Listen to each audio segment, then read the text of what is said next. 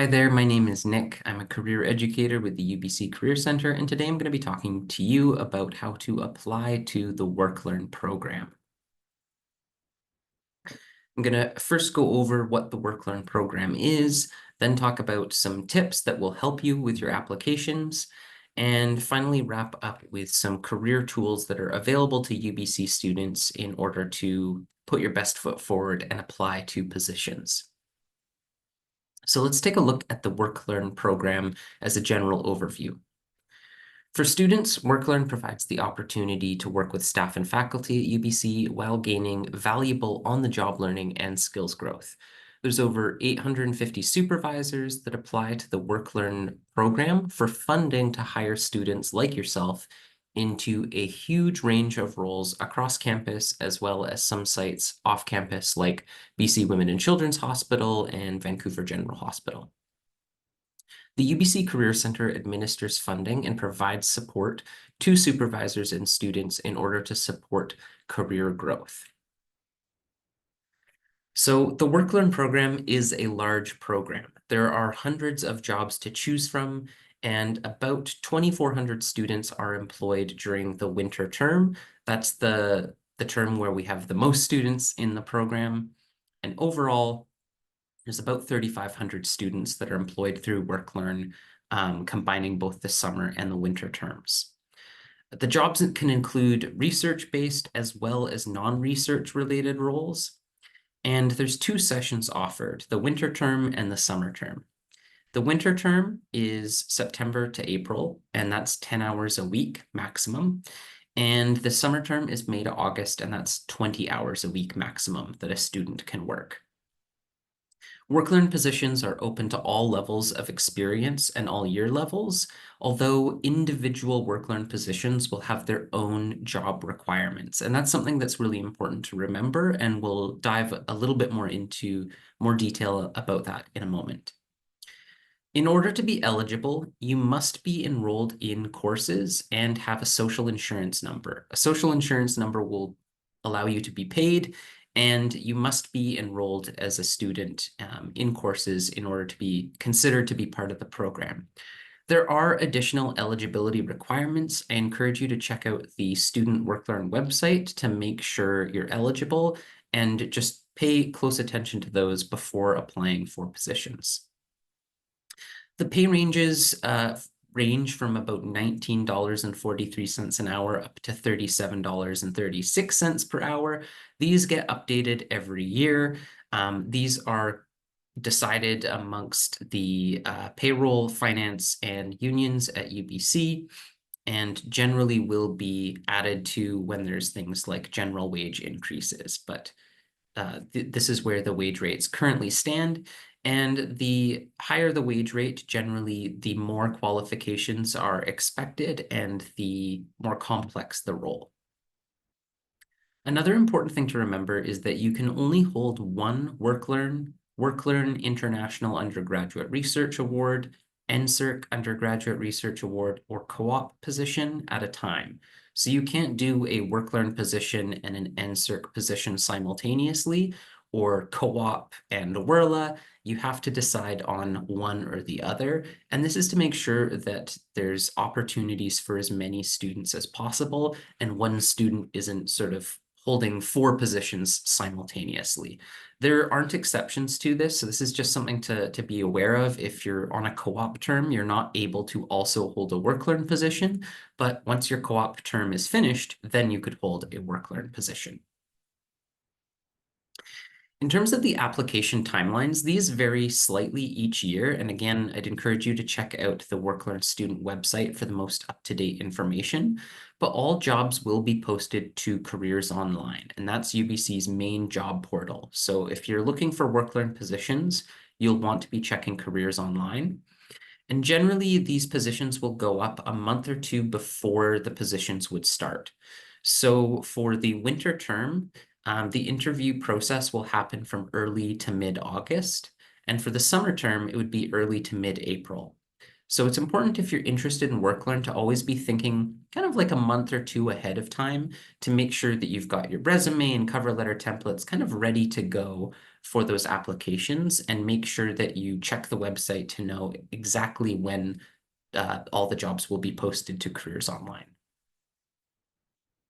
Another important thing to note about applications is that individual supervisors who apply to WorkLearn for funding, they're doing the hiring and management of the positions. So if you get hired into a WorkLearn position, it's not the WorkLearn program that's hiring you, it's actually an individual supervisor at UBC. So those individual supervisors are responsible for their own hiring and communication. So the WorkLearn program is not able to update you on the status of your application. You would need to check with the supervisor for the position that you applied to. So let's get into some tips for how to apply to a WorkLearn position. Generally, you want to submit your applications sooner rather than later. Many supervisors are having to offer interviews on a rolling basis, which means that when the applications open, if they get 3 applications, they might start inviting people to interviews from day 1. The hiring timelines are usually quite tight, and it is a lot of work for supervisors to hire people, so they can start interviews as soon as the job postings go up. Not all will, but this is an important thing to remember. If there's a job that you're particularly interested in and you really want to apply, I'd encourage you to do that within the first few days, certainly within the first week, and don't wait until the application deadline closes. It doesn't mean if you wait until the last day, you won't be considered. It just means that if you really want to have a good chance and you want to get interviewed maybe earlier, you should apply as soon as possible. Also, make sure that you always include a tailored cover letter that mentions the skills and experience you have that are relevant to the job you're applying for. This is really important. Generic applications generally won't be looked at by supervisors. If a supervisor is asking for a cover letter and a resume, and you only include a resume, generally you won't be invited for an interview. A cover letter should be something that is specific to each job you're applying for. Which leads me to my next point, which is that it's better to put more effort into fewer applications, as it often yields better results than just firing off a bunch of generic applications. So sometimes you'll hear something like, I had a friend and they applied to 50 WorkLearn positions and they didn't get any interviews, or they didn't get a job from that. Conversely, it happens fairly regularly that people who apply to, let's say, 10 to 15 positions are more likely to get an interview because, generally speaking, they've put more time into fewer applications rather than just sending out a whole bunch of generic applications that don't speak to any of the specifics of a job. Part of the WorkLearn program is also learning to tailor applications to specific jobs, just like you would be doing for industry jobs that aren't a part of a program like WorkLearn. Make sure that you follow all the job posting instructions for each job that you apply to and include all the documents that supervisors ask for. You can think of this as almost like a pre-interview question. If they're wanting to have you attach a class schedule and you don't do that, then that might signal to the supervisor that you haven't read the instructions for the application. So really important to include all the documents that are being asked for. This is sort of thinking about more of further down the line once you hopefully get a couple of interviews, but it's a good idea when you're looking through the job postings and you're applying to jobs to begin to think about what kinds of questions you might be asked in an interview and to do some preparation. There's lots of information on the Career Center website about how to prepare for interviews, but it's something that's good to be thinking about early into the process. So here's some notes about cover letters and resumes, getting a little bit into some more specifics of things to include. So your cover letter should mention, first of all, the job title of the job you're applying for, and specifically why you're interested in that role. This is a really easy thing to miss, but supervisors want to give these experiences to students who are really going to make the most of the opportunity and learn as much as possible. So if a intro in a cover letter just says, hi, my name is Nick, and I'm really excited to apply for this role, that's not bad, but it also is a missed opportunity to include a little bit more information about myself and what I'm hoping to learn from that role, and specifically why I'm interested in it. Maybe I'm wanting to enhance my communication skills, such as writing professional emails, and the position has a lot of that in it. That's something that I might want to mention in my cover letter. Your cover letter should also have specific examples of the skills and experiences you have that align with the role. So if you take a look at the job description and you notice a couple of trends about types of skills or experiences they're looking for, let's say customer service experience, it would probably be a good idea for me to include on my cover letter some examples of customer service experience that I have. Wherever possible, you want your cover letter to be speaking to what some of the main requirements of the job are. It should not just be a longer version of your resume. It should be taking a couple of examples of things that relate to the job, such as a skill and an experience that you have that relate to those requirements. Another way of thinking about this is you can kind of think about your resume like a menu at a restaurant. And your cover letter is like the server coming to your table to tell you about the specials of the day. A menu is going to show you all the possible options, and your server is going to highlight a couple of things that are on special that day that you might want to try. So your resume or menu is, here's all the skills and experiences that I have that are relevant to this role. And your cover letter is, here's a couple of experiences or skills that I have that I really think you should know about because they're the most relevant to the role. If you're having trouble getting started with your cover letter or resume, you can feed your resume and cover letter through something like ChatGPT, but we would just caution that you are still making adjustments to that yourself and making sure you're doing a really thorough job of editing and not letting ChatGPT or other generative AI software write your whole cover letter and resume for you. This is really important because as these tools grow in popularity, more people will use them to create generic applications and submit to as many jobs as they can. And what ends up happening is supervisors will receive dozens of resumes and cover letters that read almost identically the same. So it's a great thing to use to try to get some inspiration, get some hints, maybe offer suggestions. But like anything else, not something that you should be relying solely on to do your job applications for you. A final note to consider about WorkLearn positions is to remember that these are competitive roles. So supervisors, as I said before, are looking to give opportunities to students who are going to make the most of the opportunity. So your cover letter is really the best chance you have to explain why you want that role and what you're hoping to gain from it. Don't be afraid to follow up with supervisors after you've applied.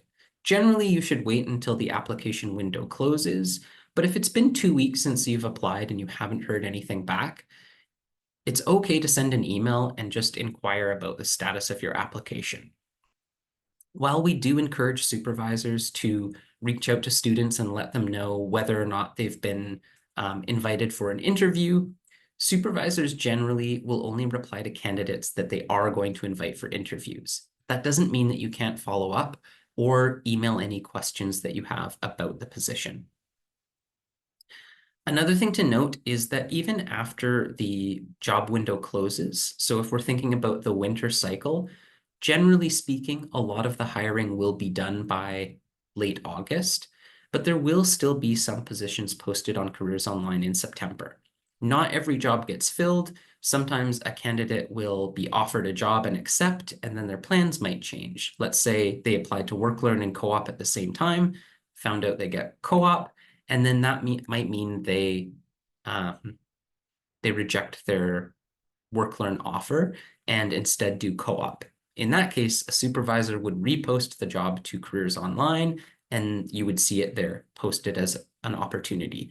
There will be far fewer positions after the window closes, but there will still be some. So I wouldn't lose confidence if you don't hear back right away. There's always going to be a few more positions available after the window closes, but of course the options will be much more limited. So I'm going to wrap up with some career tools that can also help you with your job search. This is true not just of applying to WorkLearn, but applying to all jobs. You can meet with a career advisor. The UBC Career Center has a whole team of really excellent career advisors. You can book an appointment with them through Careers Online. You can also come into drop-in advising in the center as well. These spots do fill up quite quickly. So again, like anything, it's best to try to arrange this as soon as possible. But a career advisor can help give you some really good feedback about your applications, as well as just about your job search strategies generally. There's also the career resource page. This is UBC's hub for career tools and resources. It has a whole bunch of templates, a lot of good information, recorded webinars, and things that can help you put your best foot forward and apply for jobs and find jobs that you're interested in. There's also the WorkLearn Canvas course. If you're a UBC student, you can access this course with your CWL. It's open to anyone. And this has a whole bunch of information about the WorkLearn program, things that can help you if you get a position, but also a lot of more detailed information about how to apply.